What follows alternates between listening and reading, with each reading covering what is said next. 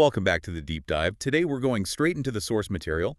We're carving out some strategic clarity from a very, very dense set of data. And our mission today is, well, it's laser focused. We're doing a deep dive into the strategic direction of LifeMD. But, and this is the key part, we're basing it only on the prepared opening remarks. The CEO's remarks. From the CEO, yes. Yeah. During their Q3 2025 earnings call on November 17th. And that filter is so crucial for you, the listener. We're strictly isolating that executive vision, the blueprint for 2026. Right.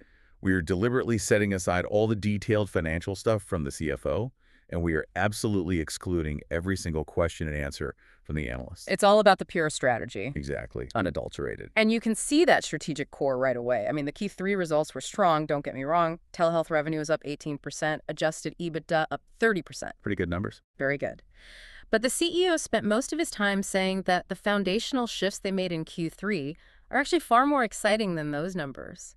He said, and this is a direct quote, that the company is set up for an exceptional 2026. That's a bold claim. Mm-hmm. It suggests they're looking at this past quarter less as a peak and more as a strategic launchpad. That's a perfect way to put it. So before we get into those shifts, let's just tick the admin box. The usual warnings were there.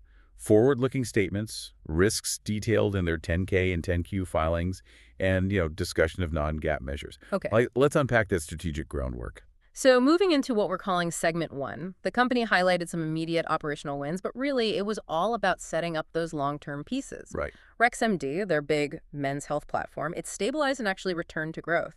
They added about 10,000 net new subscribers. Which is pretty solid. It is. And crucially, their weight management offering also stabilized. They're positioning it for that huge growth they expect next year. But the biggest move, the one everyone noticed, was the divestiture. They sold off the majority interest in WorkSimpli. Now, that was framed as a difficult but essential decision. Why was getting rid of a non-core asset so critical right now? It was a purification move, really. The CEO said it strengthened the balance sheet, which is good, but more importantly, it let the company operate as a pure-play virtual care and pharmacy company. A pure play. That's a huge strategic shift. Monumental. It means 100% of their capital, their focus, their people, it's all dedicated to scaling that core healthcare platform. They're just getting rid of all the distractions. Okay, that focus makes sense. But then the very next thing they talked about was this huge investment in getting regulatory approval for a non-sterile 503A compounding pharmacy. That sounds expensive. It is. So if the big bet is on branded GLP-1s with Novo Nordisk and Eli Lilly, which we have to get to, why are they spending so much on in-house compounding? And that's the critical tension we have to explore. It really points to a hedging strategy. The 503A approval is what he called a major milestone. It does two key things for them. First, it just dramatically expands their ability to produce personalized meds at scale. Patient-specific stuff. Exactly. A 503A is for individual patient prescriptions, not bulk manufacturing. And the second thing? The economics. The economics. By fulfilling these therapies in-house, they control the supply chain, they slash their cost of goods sold, and they vastly improve their gross margins. So while they might be moving away from compounded GLP-1s, the 503A is for everything else. It's designed to accelerate their other high-growth verticals. Men's health, women's health, behavioral health. It's an infrastructure play that builds a cost moat around those specialty services. I see it now. The 503A isn't for the future of weight loss. It's to optimize and differentiate the rest of the business. That really clarifies their strategy. Precisely. And that leads us right into the 2026 blueprint. In segment 2, the CEO laid out 4 very clear strategic priorities. Okay, this is the cheat sheet for you, the listener. The 4 pillars. What's number 1? Number 1, weight management acceleration. It's all about leveraging those big-time collaborations with Novo Nordisk and Eli Lilly to accelerate what he calls high-quality growth. So doubling down on being the main channel for the big pharma players. That's it. Number 2, vertical scaling.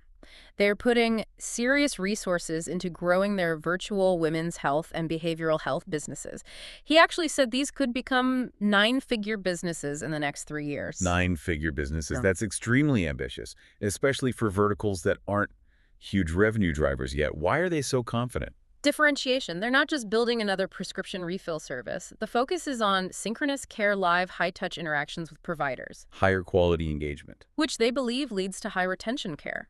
Plus, these services, especially in, say, hormonal health for women, they rely on personalized, compounded therapies. Which feeds right back into the economic advantage of that new 503A pharmacy. You got it. Quality first, which retains patients and funnels them toward internal pharmacy fulfillment. Okay, so what's number 3? Priority 3 is their existing core.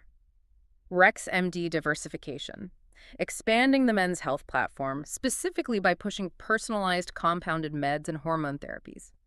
This is where we'll see that new pharmacy make its first real mark on margins. And number 4. Platform launch. This is the tech that holds it all together. They're launching a more robust, unified LifeMD platform and marketplace. To get patients to stick around and use more of their services. Right. It shows they're moving beyond just being a collection of separate services. They want to be a seamless, one-stop virtual care destination. When you put all 4 pillars together, they're trying to control that entire patient relationship. And that infrastructure investment is just. Yeah. It's absolutely crucial as we get into segment 3. The massive changes that are happening in the GLP-1 market. Yeah, the CEO was very candid here. He admitted the last 2 quarters were tough. Intense competition from, low cost, and he implied low-quality compounded GLP-1 marketers. And he said LifeMD cannot and will not match those prices. He was very clear on that. This is that play in the long game moment, isn't it? Yeah. If you won't compete on price at the low end, you must be betting the high-quality branded market is about to just change everything. Exactly. Their whole competitive advantage is their deep integration. They're one of the very few virtual providers fully integrated with both Novo Nordisk and Eli Lilly. And the strategy was always to wait for the manufacturers to drop their prices. The CEO said that strategy is now clearly underway. And the proof of that was the massive announcement the morning of the call.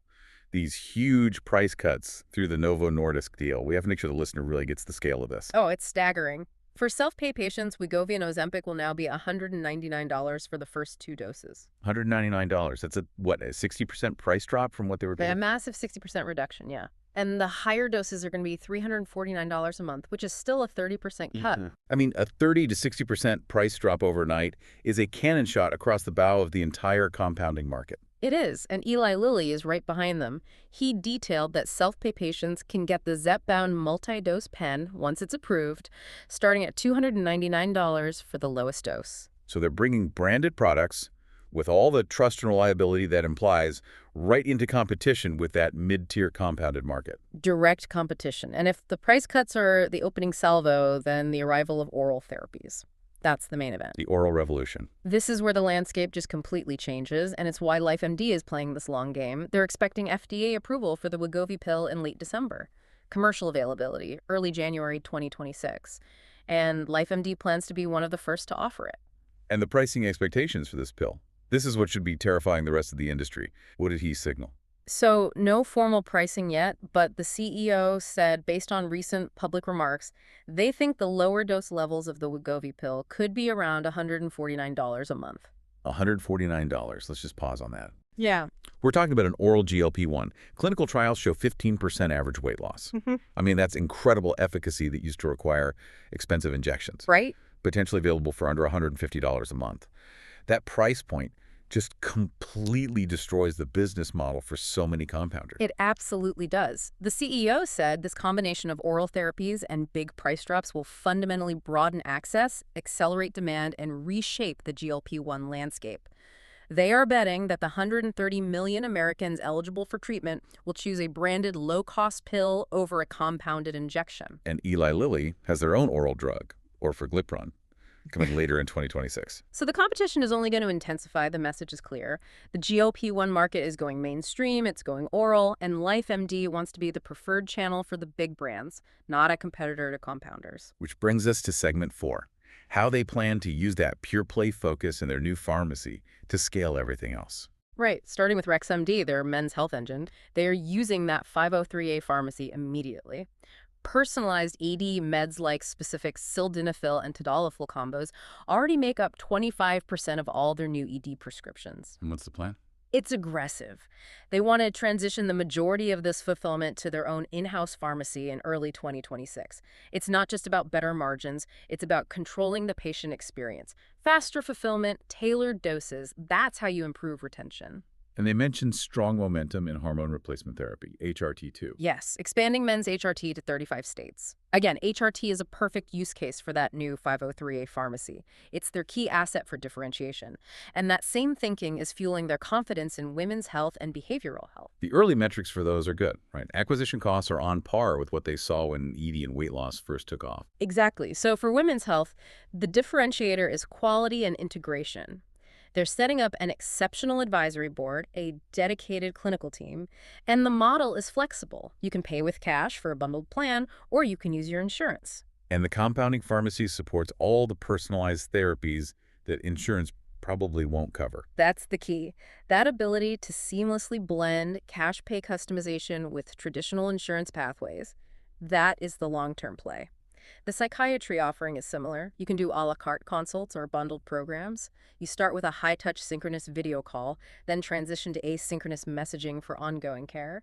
They think it'll be a sizable business in 2026. And it all comes back to the technology, the unified platform vision that's supposed to make this whole ecosystem sticky. Right. The CEO described a major investment in their website and mobile app, rolling out between now and early Q1 2026.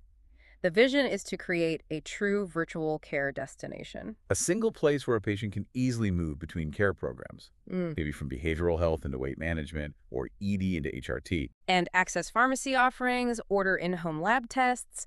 It's all about deepening that patient